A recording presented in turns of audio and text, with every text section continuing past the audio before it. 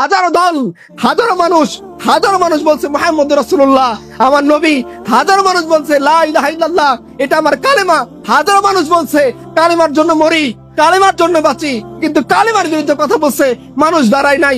এটাই প্রমাণ করে আল্লাহ রাসূলের হাদিসের কাছে ফিরে যান। রাসূলুল্লাহ সাল্লাল্লাহু আলাইহি সাল্লাম জীবনের শেষ মুহূর্তের কথা, আপনি যখন জীবনের শেষ মুহূর্তে কাউকে কোনো কথা বলবেন অবশ্যই সেটা অনেক গুরুত্বপূর্ণ হবে।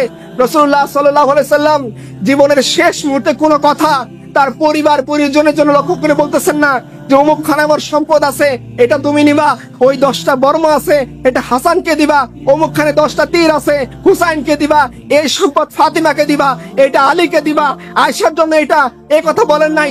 সব ইম্পর্টেন্ট কথাগুলো রাসূলুল্লাহ সাল্লাল্লাহু আলাইহি সাল্লাম মৃত্যুর আগে, তার ওফাতের আগে এই উম্মতের জন্য ক্লিয়ার করে গিয়েছেন। সেখানে এই কথা ছিল, উম্মাহ শোনো, তোমরা ধ্বংস এই কারণে হবে না তোমাদের শক্তি কম থাকবে, তোমরা ধ্বংস এই কারণে হবে না তোমাদের প্রযুক্তি কম থাকবে, তোমরা ধ্বংস এই কারণে হবে না তোমাদের সংখ্যা কম থাকবে, তোমরা ধ্বংস এই জন্য হবা তোমরা আল্লাহর দিনকে ছেড়ে দিয়ে দুনিয়া নিয়ে মত্ত হবা। আমি তোমাদেরকে মিসাল উদাহরণ এক্সাম্পল দিয়েছি, দুনিয়া তোমাদের চিরস্থায়ী জায়গা না।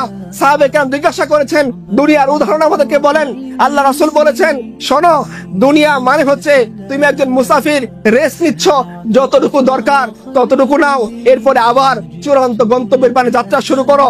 তোমার চূড়ান্ত গন্তব্য আখিরাত। দুনিয়া জাস্ট তোমার রেস্ট হাউস, যতটুকু লাগে নাও, এর বাইরে প্রয়োজনের অতিরিক্ত জিনিস সম্পদ কামিয়ে নিজের জীবন, নিজের যৌবন, নিজের হায়াত, নিজের যে সমস্ত আল্লাহর নিয়ামত এগুলোকে বরবাদ করো না। আজকে উম্মতে মুসলিমার সব আছে, টাকা নাই। কে কথা বলছে টাকা নাই? প্রাডো পাজের উম্মতে মুসলিমার আছে, সে দামি গাড়িতে চলে, গুলশান বনানী ফ্ল্যাট কি সব হিন্দুস্তানের মুশরিকদের, মুসলমানদের ফ্ল্যাট। ঢাকায় বড় বড় দেখেন, আফতাবনগর দেখেন, কোথায় আছে যে সমস্ত মুশরিকরা এই সমস্ত বিল্ডিং উঠাইতেছে, 10 তলা 20 তলা 50 তলা বিল্ডিং উম্মতে মুসলিমার টাকায় উঠতেছে। বড় বড় বিজনেস, বড় বড় ফ্যাক্টরি উম্মতে মুসলিমার টাকায় দাঁড়াচ্ছে। কোথায় উম্মতে মুসলিমার টাকা নাই? কোথায় প্রযুক্তি নাই? কোথায় আমাদের সংখ্যা নাই? সব আছে, কিন্তু রাসূলুল্লাহ সাল্লাল্লাহু আলাইহি সাল্লাম যে সাবধান বাণী উচ্চারণ করলেন, শেষটায় গিয়ে তিনি বললেন শোনো, 2টা কারণ আরো অ্যাড করে দেই যে কারণে তোমরা ধ্বংস হবা। হুব্বুদ দুনিয়া ওয়া করাহিয়াতুল মাউত, দুনিয়াকে ভালোবাসবা, দুনিয়াকে আঁকড়ে ধরে থাকবা, বাঁচতে চাইবা। একজন নারী তোমার জীবনের মৌলিক বিষয়বস্তু হয়ে যাবে। ফুটবল খেলা তোমার জীবনে মৌলিক বিষয়বস্তু হয়ে যাবে। অনলাইন জুয়া তোমার জীবনে মৌলিক বিষয়বস্তু হয়ে যাবে। পাবজি গেম তোমার জীবনে মৌলিক বিষয়বস্তু হবে। তোমার জন্য ভ্যালেন্টাইন্স ডে পালন করা জীবনের মৌলিক বিষয়বস্তু হবে। কনসার্ট তোমার জীবনের মৌলিক বিষয়বস্তু হবে। আপডেট মুভি, নিউ রিলিজ হওয়া মুভি তোমার জীবনের মৌলিক বিষয়বস্তু হবে। বিসিএস এক্সাম তোমার জীবনের মৌলিক বিষয়বস্তু হবে। তুমি বাঁচবা দুনিয়ার জন্য, তুমি মরবা দুনিয়ার জন্য, বেঁচে থাকতে চাইবা দুনিয়ার জন্য, আরো হায়াত চাইবা দুনিয়ার জন্য, কাজ করবা দুনিয়ার জন্য। মৌত হবে দুনিয়া নিয়ে করতে করতে, মরতে চাইবা না। মরার ভীতি তোমার মধ্যে জন্ম দিবে কেন? প্রত্যেকটা অপরাধী পুলিশের সামনে যেতে ভয় পায়, আদালতে কাজীর সামনে, বিচারকের সামনে যেতে সে ভয় পায়, কারণ সে জানে তার সামনে সাক্ষী সাবুত আছে, প্রমাণ আছে, তদন্ত রিপোর্ট আছে, ভিডিও আছে, ডকুমেন্টস আছে, সব কিছু পুলিশ উদ্ধার করে নিয়ে আসছে, বাঁচার রাস্তা নাই।